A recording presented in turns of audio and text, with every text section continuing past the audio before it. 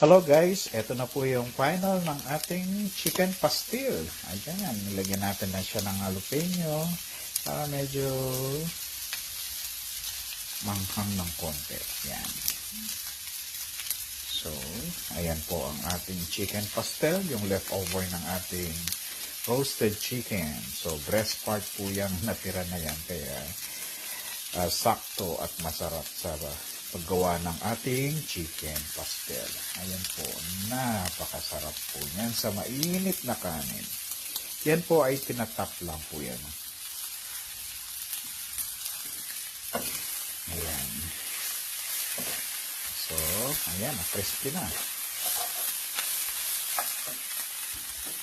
Patayin na natin. Ito po yung masarap, yung crispy ho yung chicken. Ayan. Ayan po, luto na. Pwede na natin kainin. Ayan. Crispy po yung chicken natin. Ayan. Ayan. For sure.